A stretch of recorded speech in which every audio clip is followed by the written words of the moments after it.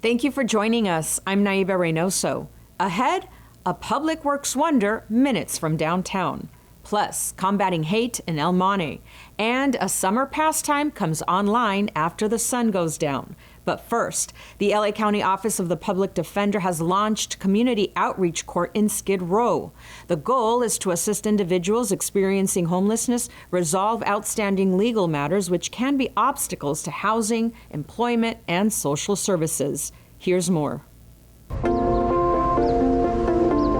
We're here with the Fresh Court, and what we're doing here is bringing the criminal legal process and community resources as well as county and city resources to the people who most need them, our unhoused neighbors. It is the first time that we've actually had misdemeanor cases called. So we have clients come here to the Community Outreach Court at the Refresh Spot.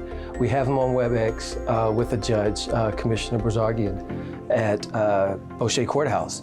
And she hears the cases, and all of them are placed on diversion, where we can link them with housing, mental health, supportive services. And after 6 months to a year, they can get their cases dismissed. I think this model is 100% consistent with one of court leadership's current mantras and goals, which is to meet people where they are. This is an amazing collaboration between many county departments, Public Defender's Office, alternate Public Defender's Office.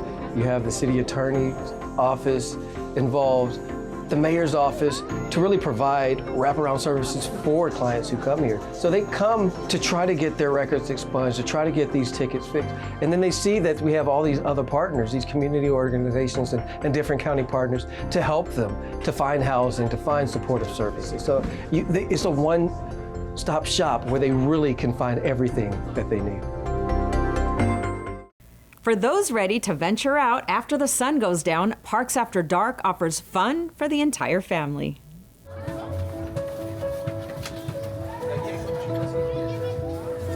Spring Parks After Dark today starts at 6 o'clock. The event runs from 6 to 9 p.m. And in this event, we offer a variety of free programs for the community of all ages. So behind me, we have an arts and crafts class. So that's catered more to the ages 3 to 10. We're gonna have a movie screen. We're gonna be showing the movie Wish. We're also getting free food. We're also having a culinary class right over there and face painting over there. So Parks After Dark we're offering at 30 plus parks here in the county. It started last week and we're gonna be ending it in April.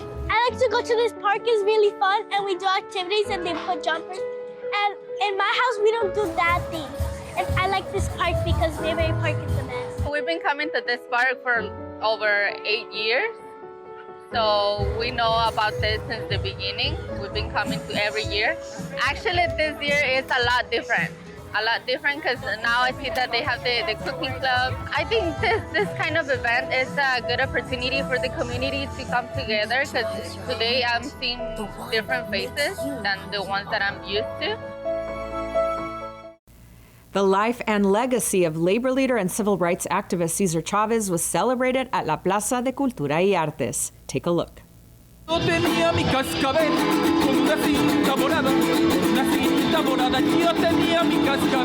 Today we celebrate Cesar Chavez and Dolores Huerta, community organizers for the farm workers. And so we celebrate today through art, music, food. There's different layers of learning and different experiences to share, and just makes a really beautiful family moment. At that time, it was not uncommon for farm laborers to sleep and live pretty much on the land that they were working. And they were living in really poor conditions. So they did a lot of organizing initially and then went big. Started with some boycotts and full-on strikes. They ended up winning a lot of concessions. They earned the right to form unions for farm labor workers. For me, Cesar Chavez is important because of the model that he represents.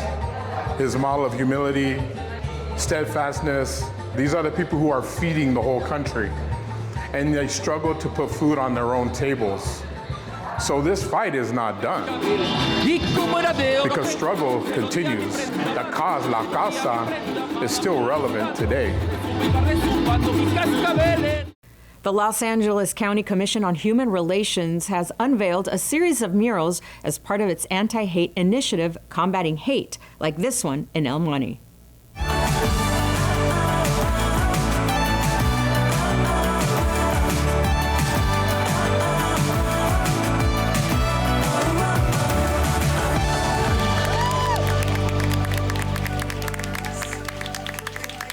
We've always recognized that art is a powerful tool for a lot of things in our world, and particularly in a world that is experiencing so much turmoil and also experiencing the discrimination, hate, prejudice that exists out there.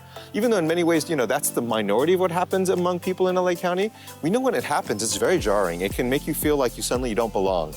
And art has a way of reaching people on a different level. And so this is creating an alternative pathway for them.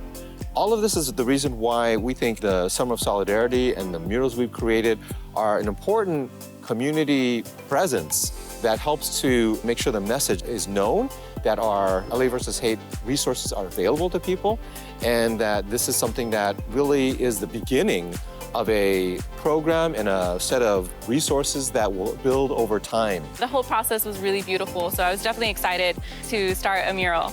The inspiration from the mural came from the responses, a lot of some key elements that came from memories, also talking about the resistance of El Monte fighting against hate, very key pivotal moments of El Monte, and yeah, a celebration too, right? So having a good balance of positive and negative and how El Monte has subsided that or overseeded that. A historian actually came through the workshops.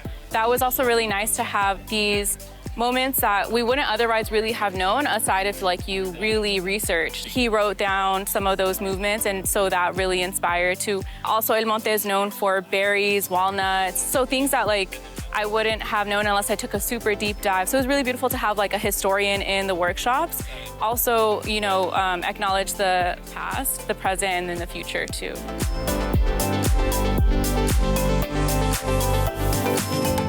The message I would like to send is how art plays a key role in many things, right? The form of expression, it's therapeutic.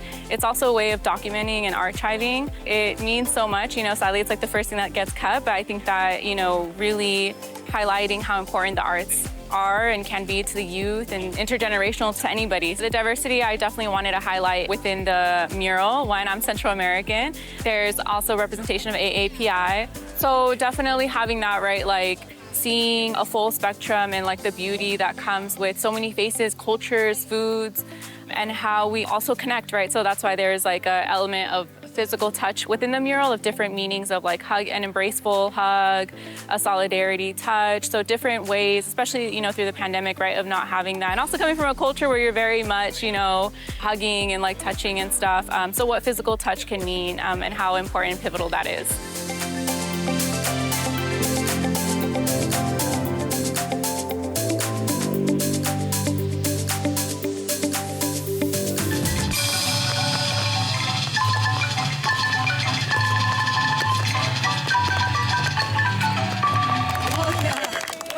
I know that there's so much excitement that's been generated by our LA versus Hate murals. I fully anticipate that we're going to continue to create works of art that will have not just bring beauty, but also meaning and a message to our partners in our diverse communities of LA County.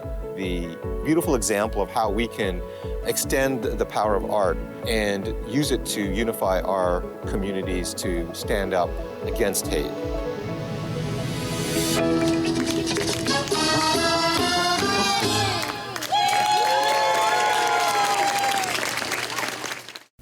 Thanks for joining us. We leave you with scenes from the historic Colorado Street Bridge in Pasadena, built in 1912. We'll see you next time on LA County Close Up.